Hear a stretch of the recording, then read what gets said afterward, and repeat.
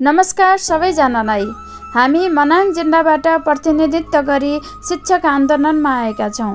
2075, 78 र 2080 सालमा सरकारको तर्फबाट गरिएको सम्झौता कार्यान्वयन नभएको हुनाले पुनः 2081 मा पनि सम्पूर्ण शिक्षक, कर्मचारी, विद्यार्थी, अभिभावक र शिक्षा प्रेमी जीवहरूको लागि नयाँ शिक्षा ऐन छिटै लागू गराउन हामी सडकमा आएका छौँ।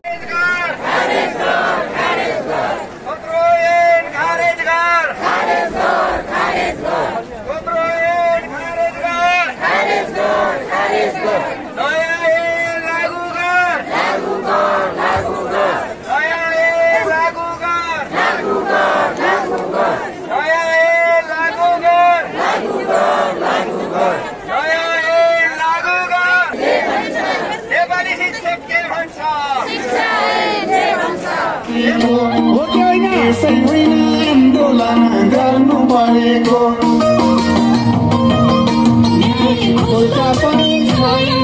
मर्नु परेको त्यसै होइन आन्दोलन गर्नु परेको। देश कसले बनायो तिमीलाई कानुनविद कसले बनायो? यहाँ नहेको शिक्षकलाई कसैले माया गरौँ सबैले, सम्मान गरौँ सबैले।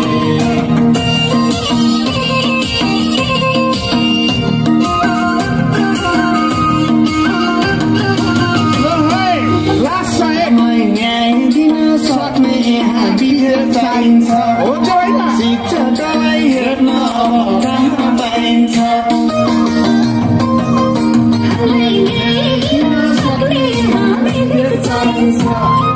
शिक्षकलाई हेर्न अब कहाँ पाइन्छ? तिमीलाई नेताहरू कसले बनायो? तिमीलाई कुर्सीमा कसले पुर्यायो? मेडमले मिसले हो मैले हो, हामी शिक्षकैले हो। सरले हो मेडमले मैले हो, हामी शिक्षकैले हो, हामी शिक्षकैले हो, हामी शिक्षकैले हो। यहाँ नहेको शिक्षकलाई कसैले माया गरौँ सबैले, सम्मान गरौँ सबैले। यहाँ नहेको शिक्षकलाई कसैले माया गरौँ सबैले, सम्मान गरौँ सबैले। माया गरौँ सबैले, सम्मान गरौँ सबैले।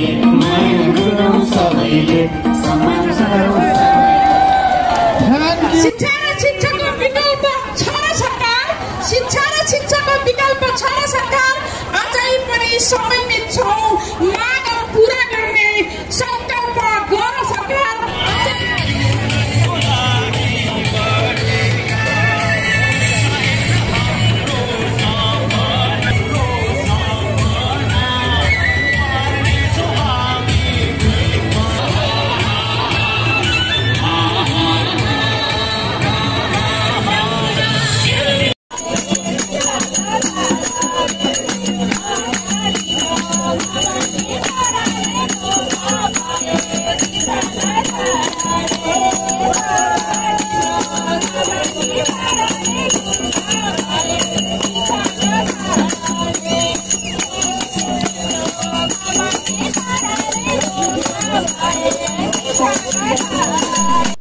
यहाँहरू सबैजनालाई थाहा छ, हाम्रो शिक्षक आन्दोलन 29 दिनसम्म चलेको थियो र देशभरिबाट करिब 1.5 देखि 2 लाखसम्मको शिक्षक कर्मचारी सहभागी हुनुहुन्थ्यो।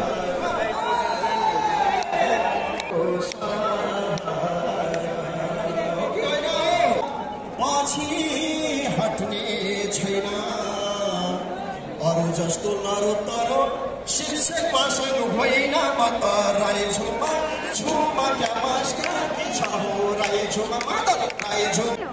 यो देश सबैले कभर गर्ने अवस्था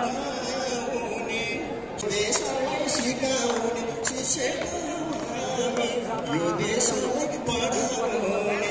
बढी क्रान्तिकारीदेखि तरिकाले हामीले फरक चाहिँ भूमिका निर्वाह गर्न थाल्यौँ भने त्यसले शिक्षक आन्दोलनलाई निचोडमा पुर्याउँदैन।